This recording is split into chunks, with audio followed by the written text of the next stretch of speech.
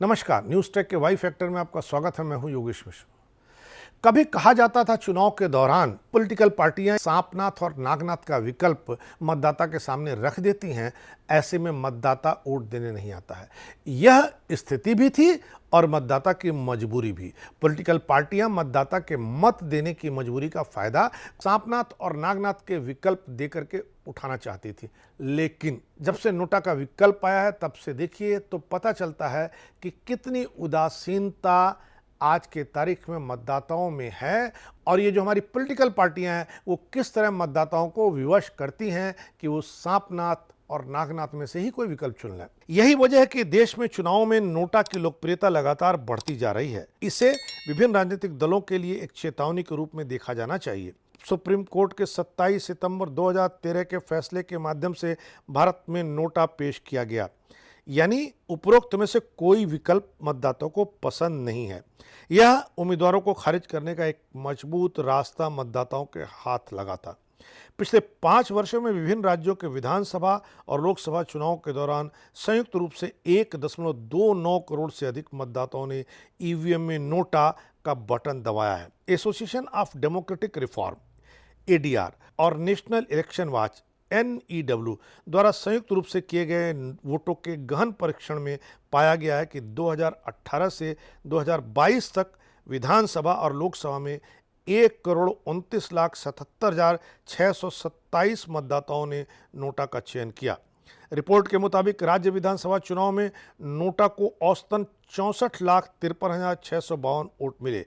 Report में कहा गया कुल मिलाकर नोटा को 65,23,975 यानी 1.06% वोट मिले। लोकसभा चुनाव में नोटा वोटों में सबसे अधिक वोट यानी 51,660 बिहार के गोपालगंज निर्वाचन क्षेत्र में था। यह निर्वाचन क्षेत्र शेड्यूल कास्ट के लिए आरक्षित है और सबसे कम 100 लोगों ने नोटा का बटन लक्षद्वीप में दबाया था।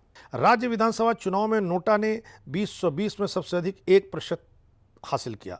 बिहार और दिल्ली 2 राज्यों के विधानसभा चुनाव में 7,06,252 वोट नोटा को गए। इसमें दिल्ली में 43,108 वोट और बिहार में 7,49,360 वोट नोटा को गए। नोटा ने 2022 में सबसे कम वोट प्रतिशत हासिल किया है। 5 राज्यों के विधानसभा चुनाव में कुल 0.8% यानी 8,15,430 वोट नोटा में गए। गोवा में 10,629 वोट, मणिपुर में 10,349 वोट, पंजाब में 1,10,308 वोट, उत्तर प्रदेश में 6,37,304 वोट और उत्तराखंड में 46,840 वोट नोटा को गए हैं।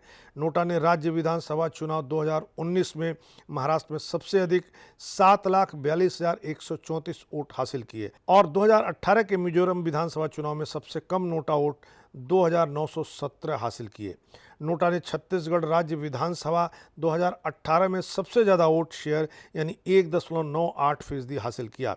नोटा ने दिल्ली राज्य विधानसभा चुनाव 2020 और मिजोरम राज्य विधानसभा चुनाव 2018 दोनों में वोट शेयर का सबसे कम प्रतिशत यानी 0.46% हासिल किया। 2013 में सुप्रीम कोर्ट के आदेश के बाद भारतीय मतदाताओं के सामने नोटा विकल्प की पेशकश की गई और ईवीएम मशीन को इस तरह प्रोग्राम किया गया कि मतदाता चाहे तो नोटा बटन भी दबा सकता है। नोटा विकल्प का प्रतिनिधित्व करने वाला एक नया प्रतीक 2015 में पेश किया गया।